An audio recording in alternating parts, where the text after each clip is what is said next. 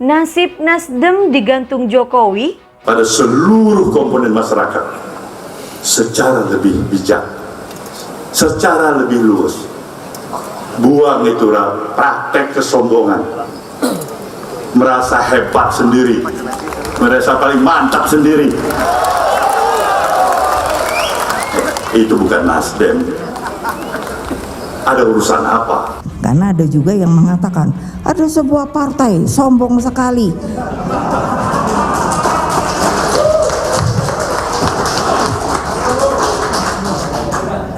Lah piye kok dibilang sombong, emangnya kenapa?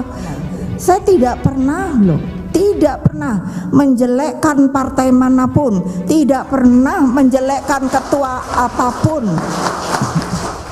Partai Nasdem yang sudah mendahului mendeklarasikan calon presidennya, ya, ini juga menjadi catatan.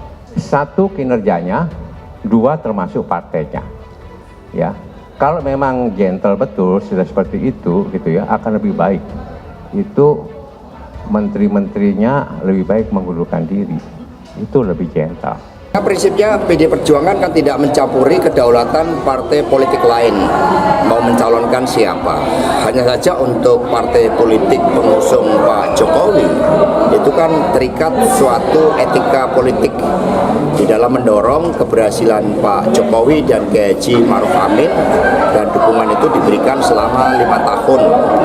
Sehingga ketika Bapak Presiden Jokowi saat ini menempatkan skala prioritas itu ada di dalam mengatasi berbagai persoalan perekonomian akibat dampak pandemi dan juga akibat tekanan perekonomian global akibat perang Rusia-Ukraina, maka seluruh partai politik pengusung Pak Jokowi juga harus memiliki komitmen yang sama untuk menempatkan skala prioritas pada persoalan tersebut dan juga mendukung kebijakan Pak Jokowi misalnya di dalam pemindahan ibu kota negara. Beberapa pekan belakangan memang menjadi harinya Partai Nasdem. Partai politik besutan Surya Paloh itu menjadi sasaran bulian tingkat nasional yang sangat empuk pasca keputusannya untuk mengusung Anies Baswedan sebagai calon presiden. Dalam batas tertentu, keputusan Partai Nasdem untuk menjadikan Anies Baswedan sebagai capres bisa dimengerti. Namun ketika kemudian Partai Nasdem menjalin komunikasi dengan Partai Demokrat dan PKS, ini yang agak membingungkan, mengecewakan, terutama bagi partai politik lain yang selama ini bersama-sama dengan Nasdem menjadi pendukung pemerintahan Presiden Jokowi. Seperti diketahui bahwa selama ini PKS dan Demokrat adalah oposisi bagi pemerintahan Presiden Jokowi. Salah bila kemudian Partai Nasdem dianggap sebagai pengkhianat. Sekarang mereka adalah musuh, ibaratnya ular kepala dua. Memang, mereka sudah berulang kali menyatakan bahwa akan tetap mendukung Presiden Jokowi. Mereka juga telah melarang setiap anggota partainya agar tidak menyerang Presiden Jokowi. Tapi tetap saja hal itu tidak akan menghapus keburukan mereka. Citra buruk sebagai partai politik pemain dua kaki akan melekat pada mereka sekarang ini. Sebagai akibat yang instan, elektabilitas mereka kemudian anjlok berdasarkan beberapa lembaga survei. Suara Nasdem terancam hilang berpindah ke partai lain. Sementara para pemilih Anies tidak banyak memberikan efek positifnya kepada mereka. Partai Nasdem untuk sementara babak belur. Koalisi juga tidak segera terbentuk. Nasdem malah gontok-gontokan dengan Demokrat, sementara PKS sepertinya pasif saja. Kembali ke soal komunikasinya dengan Demokrat dan PKS di mana Nasdem adalah bagian pendukung pemerintah, banyak yang kemudian menginginkan agar menteri dari partai ini di-reshuffle. Banyak yang kemudian menginginkan agar menteri dari partai ini di-reshuffle. Banyak yang berharap agar Presiden Jokowi menendang Partai Nasdem. Nah, agaknya itu jugalah yang ditunggu oleh Partai Nasdem. Surya Paloh diam-diam menunggu momen itu. Jika itu terjadi, lengkap sudah statusnya sebagai pesakitan. Seperti diketahui, Paloh pernah menyatakan bahwa ketika mendukung Ahok dicap sebagai partai penista agama, dan kini saat mendukung Anies disebut sebagai kadrun. Bila kemudian Presiden Jokowi memecat para menteri dari Nasdem, lengkap sudah penderitaan mereka. Dibully se-Indonesia dan ditendang dari kabinet oleh Presiden. Mereka akan lebih afdol memainkan cerita playing victimnya. Tapi agaknya Presiden Jokowi punya perhitungan lain. Menggantung nasib Nasdem seperti sekarang ini adalah pilihan yang bagus dari Pak Jokowi. Tapi agaknya Presiden Jokowi punya perhitungan lain. Menggantung nasib Nasdem seperti sekarang ini adalah pilihan yang bagus dari Pak Jokowi. membuat Partai Nasdem kesulitan bergerak dan menempatkan posisinya. Ibarat tangan kiri Pak Jokowi memegang ekor, sementara tangan kanannya menggenggam pentungan yang sudah disiapkan di atas kepala Nasdem. Beberapa pekan belakangan memang menjadi harinya Partai Nasdem.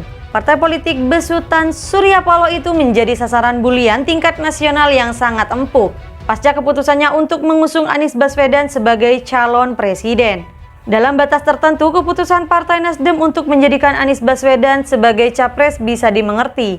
Namun ketika kemudian Partai Nasdem menjalin komunikasi dengan Partai Demokrat dan PKS, ini yang agak membingungkan, mengecewakan, terutama bagi partai politik lain yang selama ini bersama-sama dengan Nasdem menjadi pendukung pemerintahan Presiden Jokowi.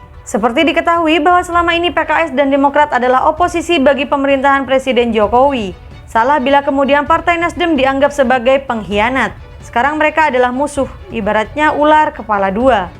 Memang, mereka sudah berulang kali menyatakan bahwa akan tetap mendukung Presiden Jokowi.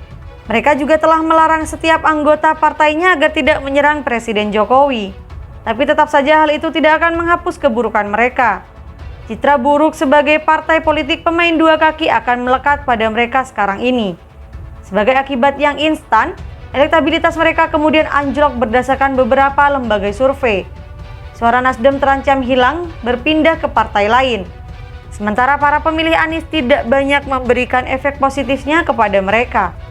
Partai Nasdem untuk sementara babak belur. Koalisi juga tidak segera terbentuk. Nasdem malah gontok-gontokan dengan Demokrat, sementara PKS sepertinya pasif saja. Kembali ke soal komunikasinya dengan Demokrat dan PKS di mana Nasdem adalah bagian pendukung pemerintah, banyak yang kemudian menginginkan agar menteri dari partai ini di-reshuffle. Banyak yang kemudian menginginkan agar menteri dari partai ini di-reshuffle. Banyak yang berharap agar Presiden Jokowi menendang Partai Nasdem. Nah, agaknya itu jugalah yang ditunggu oleh Partai Nasdem. Surya Paloh diam-diam menunggu momen itu. Jika itu terjadi, lengkap sudah statusnya sebagai pesakitan. Seperti diketahui, Paloh pernah menyatakan bahwa ketika mendukung Ahok dicap sebagai partai penista agama, dan kini saat mendukung Anies disebut sebagai kadrun. Bila kemudian Presiden Jokowi memecat para menteri dari Nasdem, lengkap sudah penderitaan mereka. Dibully se-Indonesia dan ditendang dari kabinet oleh Presiden. Mereka akan lebih afdol memainkan cerita playing victimnya. Tapi agaknya Presiden Jokowi punya perhitungan lain.